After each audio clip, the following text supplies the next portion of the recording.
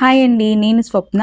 ఈరోజు ఈ వీడియోలో మనం కడప కారం దోశని మీరు ఫస్ట్ టైం చేసినా సరే చాలా పర్ఫెక్ట్గా, ఈజీగా, టేస్టీగా ఎలా ప్రిపేర్ చేసుకోవాలో ఈ వీడియోలో చూపిస్తాను. ప్లీజ్ వీడియోని స్కిప్ చేయకుండా చివరి వరకు చూడండి. మీకు ఎలాంటి డౌట్స్ లేకుండా పర్ఫెక్ట్గా మంచి దోశని ఇంట్లోనే ప్రిపేర్ చేసేసుకోవచ్చండి. ప్లీజ్ వీడియోని లైక్ చేయడం అయితే మర్చిపోకండి. ఛానల్ ఎవరైనా ఇప్పటి వరకు సబ్స్క్రైబ్ చేసుకోకపోతే సబ్స్క్రైబ్ చేసుకొని పక్కనే ఉన్న బెల్ ఐకాన్ క్లిక్ చేయండి. అలాగే మీలో ఎవరైనా సరే కడప కారం దోశ తిన్న వాళ్ళు ఉంటే కనుక డెఫినెట్గా కమెంట్ చేయండి. చాలా చాలా బాగుంటుందండి కడప కారం దోశ. ఎలా ప్రిపేర్ చేసుకోవాలో ఇప్పుడైతే తెలుసుకుందాము. ముందుగా మనము ఒక గిన్నెలోకి 2 కప్పుల రేషన్ బియ్యం తీసుకోవాలండి. ఇవి మీరు ఏ కప్పుతో అయినా తీసుకోండి, లేదు గ్లాస్తో అయినా తీసుకోండి. ఒకే కప్పుతో ఒకే గ్లాస్తో తీసుకోండి మెజర్మెంట్ అనేది. అప్పుడే పర్ఫెక్ట్గా వస్తుంది దోశ. అలాగే రేషన్ బియ్యం అయితేనే దోశలకి మంచిగా ఉంటాయండి. ఒకవేళ రేషన్ బియ్యం లేకపోతే మీరు మామూలు బియ్యం అయినా తీసుకోవచ్చు. 2 కప్పుల బియ్యానికి 1 కప్పు ఉద్దిపప్పు, అలాగే పావు కప్పు పచ్చిశనగపప్పు, ఒక పావు కప్పు మందపాటి అటుకులైతే తీసేసుకోవాలండి. వీటిని శుభ్రంగా వాష్ చేసేసుకొని ఇందులోకి మంచినీళ్ళు వేసేసుకోవాలి. ఇప్పుడు ఇక్కడ సీక్రెట్ ఏంటి అంటే ఒక 1 స్పూన్ జీలకర్ర వేసుకుంటామండి. చాలామంది రెగ్యులర్గా వేసుకునే దోశల్లోకి మనం జీలకర్ర వేసుకోం కదా, ఈ కడప కారం దోశలోకి తప్పకుండా జీలకర్ర వేసుకుంటామండి. అలాగే ఒక 1 స్పూన్ మెంతులు వేసేసుకొని అంతా కూడా ఒకసారి స్పూన్తో కానీ గరిటెతో కానీ మిక్స్ చేసేసుకోవాలి.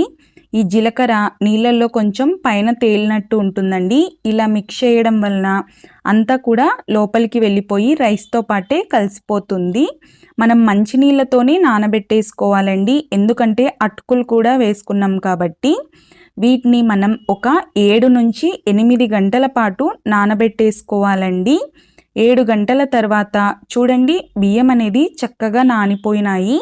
ఇప్పుడు వీటిని మనం ఒక మిక్సీ జార్లోకి సగం దాకా వేసేసుకొని కొద్ది కొద్దిగా వాటర్ వేసుకుంటూ పిండిని మెత్తగా కాకుండా అలా అని బరకగా కాకుండా కొంచెం బరకగా ఉండే విధంగా మనం గ్రైండ్ చేసుకోవాలండి. ఇలా గ్రైండ్ చేసుకున్న పిండి మొత్తాన్ని కూడా ఒక గిన్నెలోకి తీసేసుకోవాలి. ఇలా పిండి మొత్తం గ్రైండ్ చేసుకున్న తర్వాత చేయి పెట్టి ఒకసారి అంతా కూడా బాగా కలుపుకోవాలండి.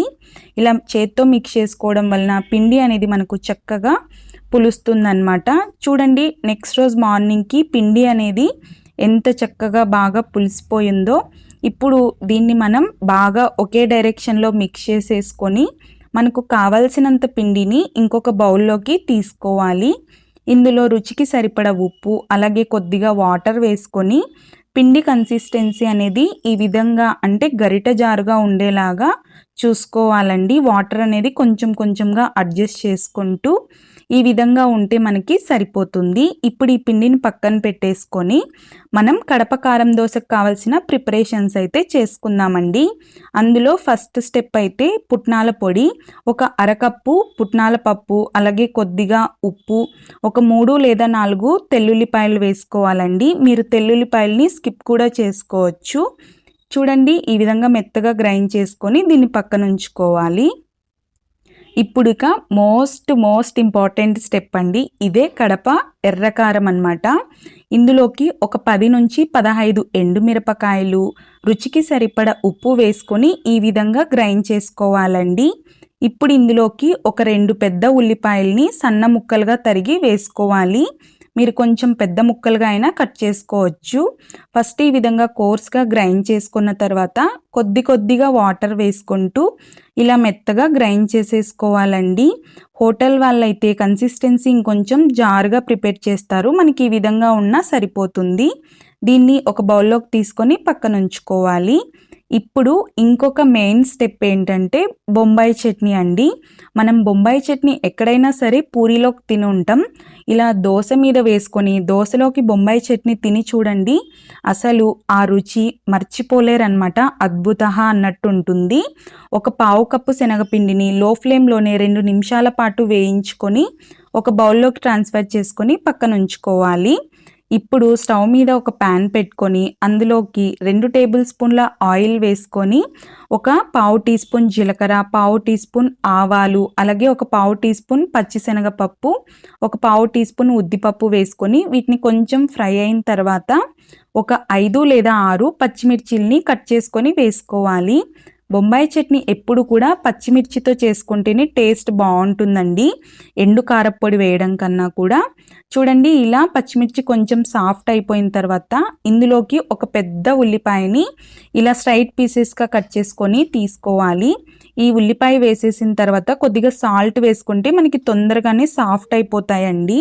మరి ఎక్కువ సాఫ్ట్ అవ్వక్కర్లేదు, కొంచెంగా సాఫ్ట్ అయిపోతే ఇప్పుడు ఇందులోకి మనం ఒక పావు టీ స్పూన్ పసుపు వేసేసుకొని అంతా మిక్స్ చేసేసుకొని ఇందులోకి ఒక పెద్ద గ్లాసు వాటర్ యాడ్ చేసేసుకోవాలండి.